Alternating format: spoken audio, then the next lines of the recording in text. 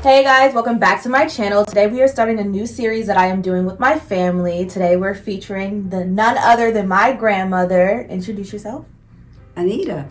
So Miss Anita here is going to answer a couple questions, and I'm doing this series with my family. So basically it's going to be a family questionnaire series where I get to ask everybody in my family different things, and then it's going to be combined in each series. So when you click on the video, the next time I upload it, it will be in a playlist, and then all the playlists will play so that the whole entire family gets to see everybody's answers, okay?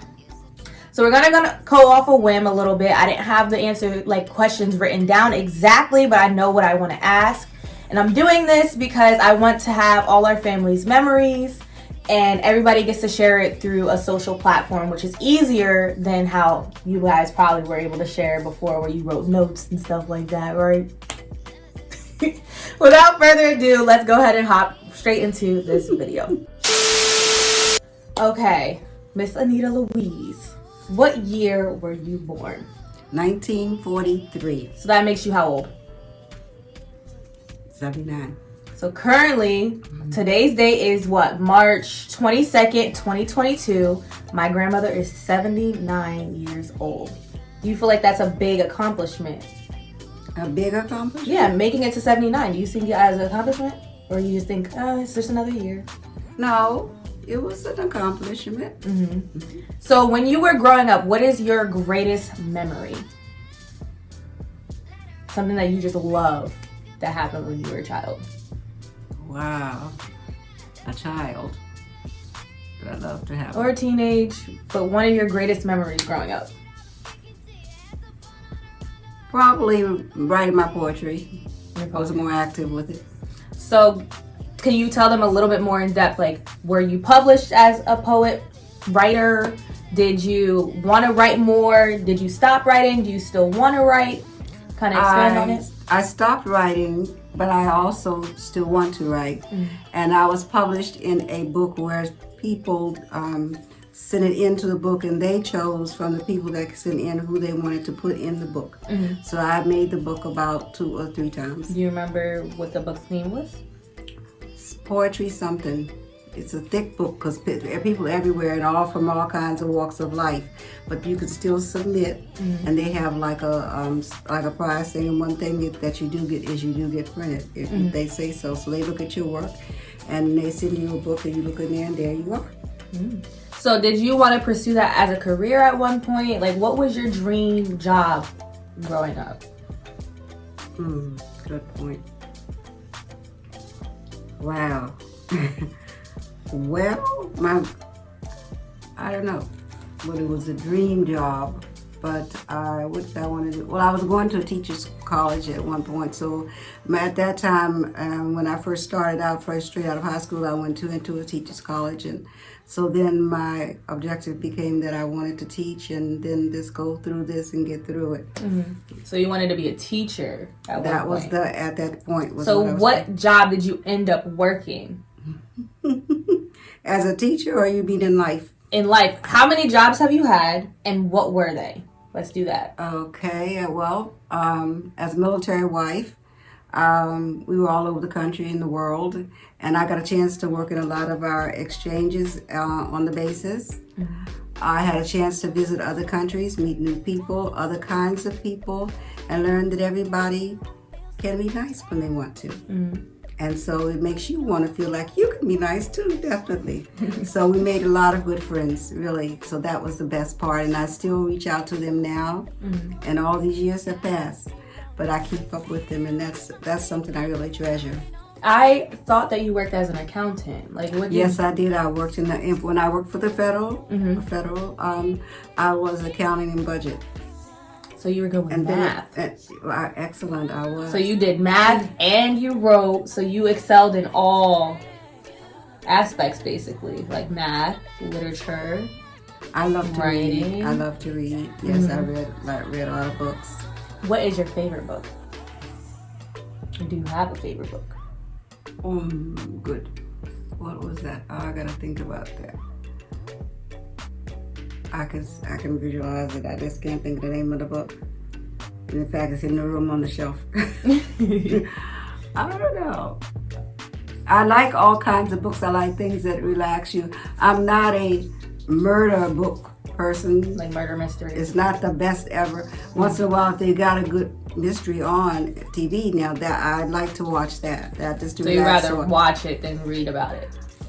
Not necessarily because what's her last name? Her first name is Debbie McComber. Or that she writes a lot of women's books. Know her. That's her name. She's an author, and she's one of the best that we have. And she writes excellent books. Excellent books.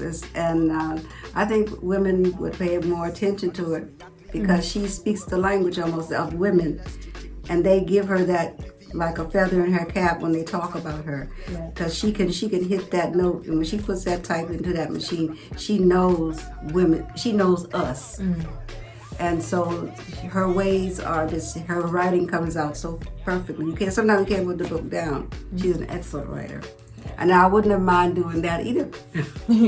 Okay, so what was a great challenge or a hard challenge that you faced growing up? Like your hardest challenge? My hardest challenge? Wow.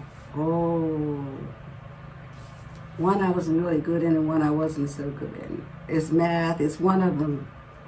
And I can't, it's either geometry or trigonometry. I think trigonometry was really your hardest subject? Whoa, that to me it was, yeah. The rest of it wasn't so bad, but that really kind of grabbed me.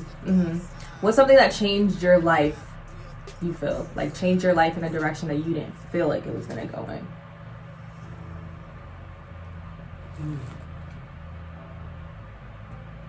Wow. It changed it a little bit. It was my last job I had before I retired on base. Where's the last job that you had? It was still in the same type area that I was working in with finances, budget, things like that. So that was it. It was a challenge, but it also was a lesson. The whole thing was a lesson. It turned out to be, I learned a lot there, and I enjoyed being there. My next question would be, what was it like being a military wife? Like, do you regret ever being a military wife? Do you wish things were different? I know that's multiple questions in one, but what was it like being a military wife? Good. It was very good. What I would not have changed it because of how my children have turned out and how they grew up and what they learned and what they absorbed in the places we were in. They were learning, and they probably did not know it because some of them were born in these different countries and places, and so they had a chance to grow up in that atmosphere.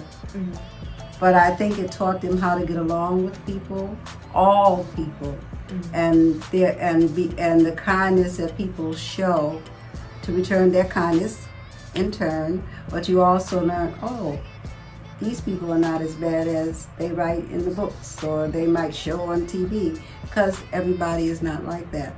And when you open yourself up to receive an opportunity to meet someone else like that, it grows with you, especially if you keep the friendship. Right. So, what is something you want to say to each one of your kids? And we'll start with, who's the oldest, Uncle Sean? Yes. Okay, starting with Uncle Sean, what's something that you would like to say to him? Wow. He's older now, but you can still be proud of your children. I'm very proud of him. I'm proud of him, the road that he has traveled. I admire his sincerity. I would like to see him keep that. See what else. Sometimes I wish he would maybe rest sometimes, because it looks like he's in motion a lot. But that's okay too, because he takes time out for the family. Yeah. Even if he does it one this week, one next week, or whatever, he's going to call you. His concern and his kindness and love is for his family too. What was his nickname as a child? Did he have one? I'll tell you. We talked about this about 2 weeks ago, he and I said to him, I said, Sean, when he was little, he was maybe about in high school when I stopped teasing him about it. But little children, you say, well, what's your name when you're walking with your parents down the street? And somebody would say, well, what's your name? Well, Sean's name is Sean Eric Costley. Yep. But when he was little, he couldn't say all of that. So we said, what's your name? Sean Rick. And that was the end of that song. And I kept saying it to him as he was getting older. I would tease him. I said, is Sean Rick around here somewhere? But I remind him, and I told his children, especially his son, because he has one son too, and he has 2 daughters. And I thought his son was going to kick it out. I said, you tell your son, tell him the truth. Tell him what I said. And so he kind of looked at me like, uh-oh, here goes mama. So the next message is to Kevin Costley, who's your second child, second born. What is something you want to say to him? And what was his nickname as a child? Some kind of way his name is Kevin Lamar. But some kind of way, I guess, I don't know if it was his teen years, maybe just a little bit before getting really into his teen years. But not as a little infant, but some kind of way he got to be Luke Marr. Luke Marr? Interesting. And that would just pop out. And what's something that you want to say to or about Uncle Kevin? I would like to know, again, I'm very proud of him, yes. And I'd like for him to keep walking the walk that he's doing because he's a good example for his family, especially his children. He's a good dad. He and I have, I think, a connection, even though I am his mom. But we could always talk, or he would show me his art, and we could talk art because of the appreciation I had for his abilities. Right. And I think we'll always have that because I understand him. He'll because say, your art is writing, and my his art is writing. Physical art. That does translate. I think it's funny because I remember growing up, you always called each of us one of your children's names because I think we remind you of your children. Because you used to call Jawan Kevin, but I see there's a lot of similarities between the two because Jawan is also really creative. He just may not broadcast it to how Uncle Kevin does, but I think that's why you always called him Kevin. Therese was always Sean, and I was your next child, which is Tanya Carol Costley, my mother. And you're still her. What do you want to say about her? And what was her nickname growing up? She's your only daughter. That's true. She was Tanya Carol. That's it. She didn't have any nicknames. First and middle name. Little TC. No. But she's my mother over and over again. She's got a lot of my mother in her. She's very strong. She's patient with people. She's not a person. She can move out on her own. She has her own ideas. And then when somebody comes to fruition, you're sitting there like, oh my goodness. But she is a deep thinker. She thinks things through. She handles her life well. She's a good Christian woman. And that I admire so, so much in her. I am my mother's daughter, so I was about to yes, say. you are. There's a lot of similarities I see between me and my mom. Yes, there are. So, your last child, which is a son, Mr. Brian Patrick. What do you want to say about him, and what was his nickname growing up? Did he have a nickname? Well, I call him in short for his name. I call him Bri. Most of the time I say Bri. But, now you asked what was he like? No, what do you want to say to him? Just like what I want to say to him? I'm very proud of him because he is moving forward. And he usually was a quiet person that I knew of. Very much so. And he was a very quiet person. But now that he's doing something that's touching his art, he's also an art person. His art is good. Yes. And everything that he is trying to follow or do now connects with that. His creativity. Right. So I can also listen to, see what he's saying or see his work, and I'll sit and just analyze and just look and see what he had to do when he was growing up. But he's an artist too. Very much so. And a good Christian man. Yes.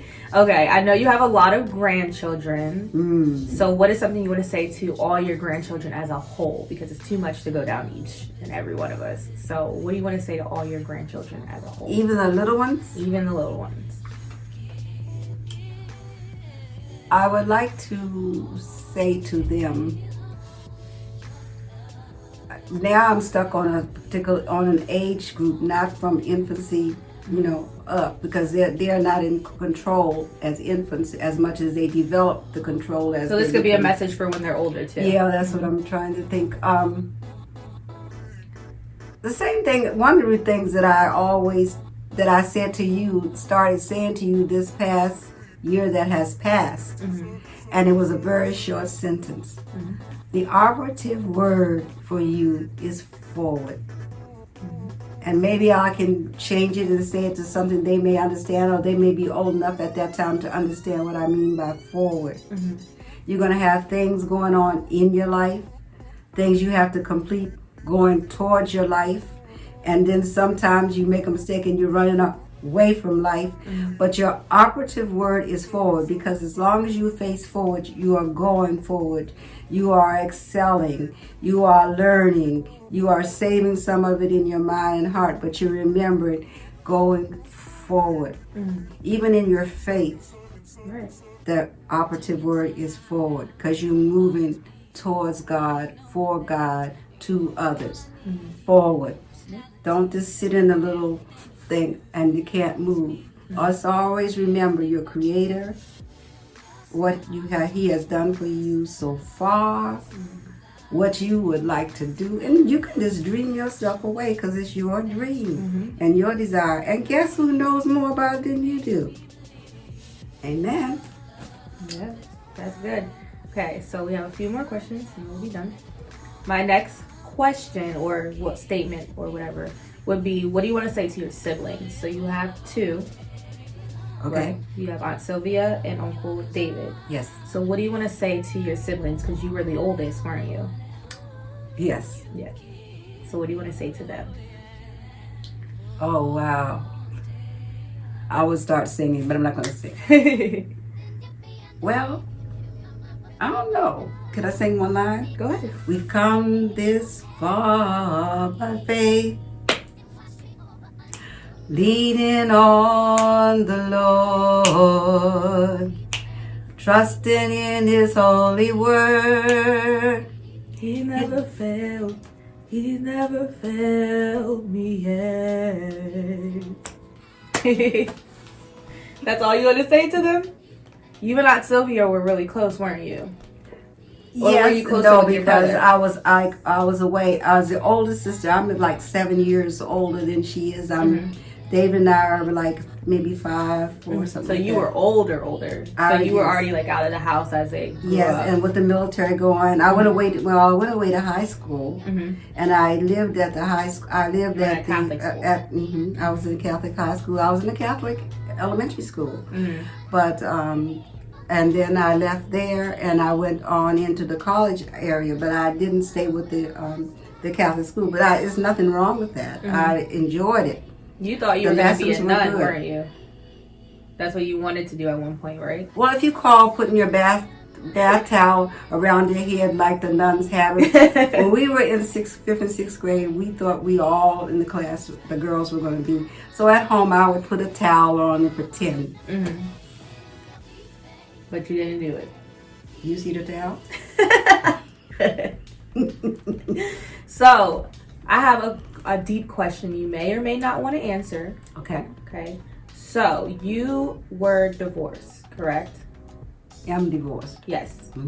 So, what would your advice be to me as a woman when I get married?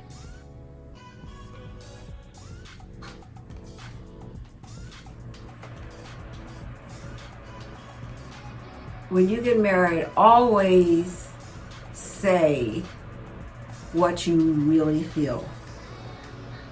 Now, a lot of people say what they really feel, but it's how they say it.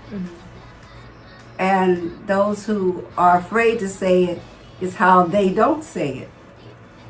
So they don't get to say it. But participate. If you feel sad and you want to speak, let's do this or let's do that. Not that not that you are a perfect person, you're not. But nobody, even if you weren't married to them, is going to know what you think or what you want unless you tell them. And if you sit and don't say it because you're holding back because you might hurt them, find your way around it before you do it. Sit and think about it. But say it, because if it's something that matters to you, you're a human being also. That person is a human being. You can say it that way. But find a way. Don't hide from it. Don't fear it. Don't try to train it just to make that person be good and be wonderful to you, because you have molded that person into this and you have molded that person into that, and you've never, how much did you give of yourself? What did it cost you to do all of that? Right. What did you do after you did all of that? Where have you been? What have you done? Where are you now? Can you tell me? Can you say it?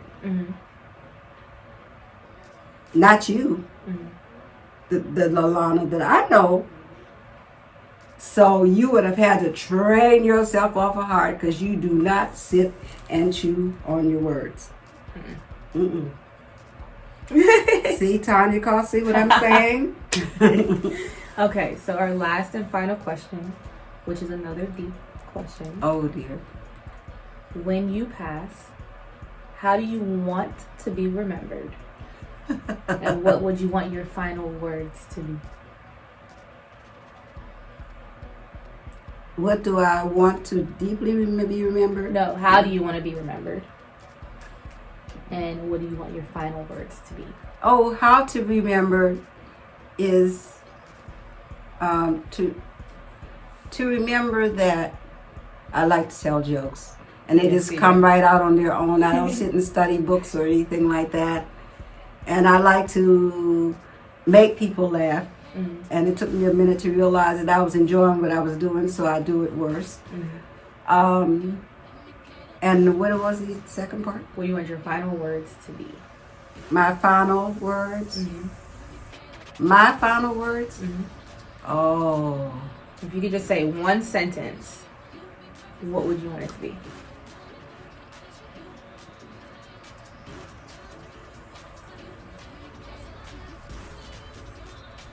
I hope I see you up there.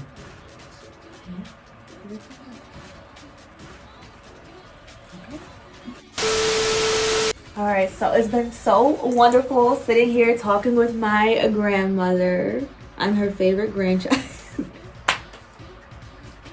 She'll never admit it, but I know I'm her favorite. Anyway, thank you guys so much for watching today's video. Be sure to tune in for the next episode of this series, which will be with my grandfather. So I'm so grateful that I had the opportunity to sit and talk with you. You really have inspired me as I grew up when it came to my writing, especially because I also write myself, but I write music, not so much poetry, but it's still along the same lines. And we always sat and laughed and had jokes and ate ice cream, and we just always had a good time. And I used to love when she picked me up from school when I was sick, because I always knew I was getting McDonald's. So that was my favorite memory with her. But I'm so grateful to have such a wonderful, loving, accidentally hilarious grandmother such as Miss Anita Louise here. But yes, be sure to stay tuned for the next part of the series. Make sure you follow me on all my socials: Instagram at Alana.Nichelle, Twitter at Alana_Nichelle, Snapchat at ForbiddenXX, and TikTok at Alana.Nichelle_. Be sure to follow my hair page on Instagram at babygirl.braid and my music page at Alana Nichelle Music. Remember, much love and positive energy, and I will see you guys in my next video. Do you know my outro? No.